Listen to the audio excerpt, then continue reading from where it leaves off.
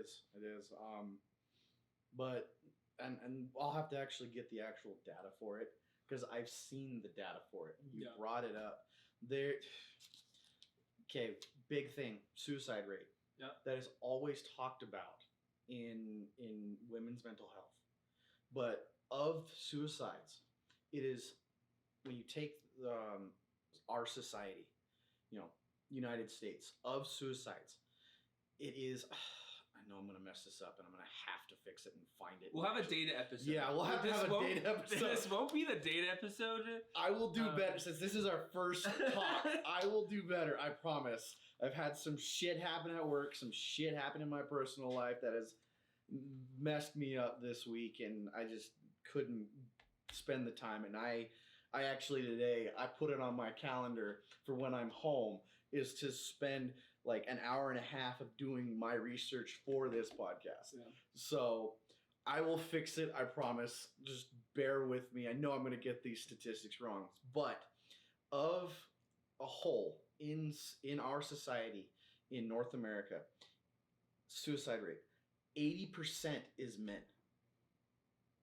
Yeah, it's the majority. I mean, and then on top of that, homelessness. It is at like 88% is men. And why is that? It's because what demographic is mainly homeless? Economic demographic. What economic demographic is mainly homeless? The poor. No. You said economic demographic. I get that. I know. Societal. Let's go with this. Societal demographic. What's of that? Who are the ones that are homeless most of the time, and what is that related to? Do you know? No. Okay, it is our veterans. Oh, I see what you're getting at. Okay, it's our veterans. What is our What are our armed forces mainly? Men or women? Men. Yeah. Do women have to sign up for the draft? Will they go to federal prison for not showing up if there was a draft? Military too pushes and they float themselves as this like masculine. They have, and they're actually changing that. In the Marine Corps, they are putting up different bills internally where they will not be addressing their upper-ranking service members as sir or ma'am. They're making it non-binary. Now, honestly, from a traditional standpoint, that doesn't make sense to me. But as a progressive standpoint, that's awesome. In certain life situations, tradition should be withheld. But it's starting to change so drastically that the traditional way of thinking is not where we should be going. I mean, hell, you know how I dress most of the time.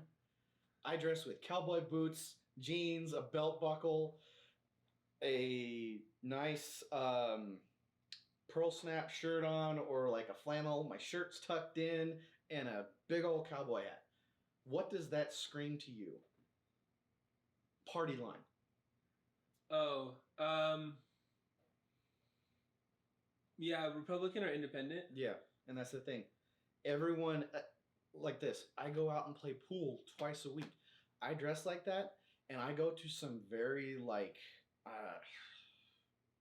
young bars, and I try and go up and talk to, different women, and they just turn me away because, oh, you're a Republican. And that's, the first thing they freaking say.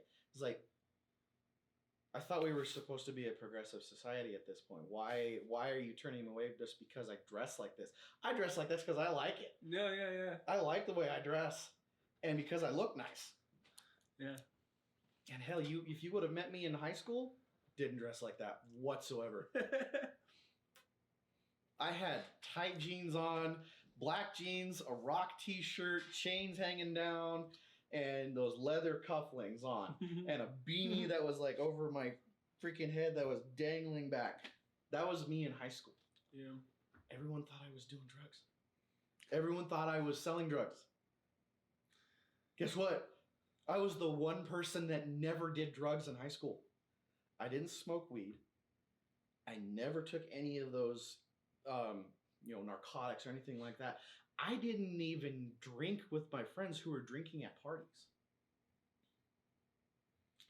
Yeah, style is one of those things that like bring up biases for people, and like to have a mentality where you try to not let your biases like go up the ladder of like inference where it's making automatic conclusions.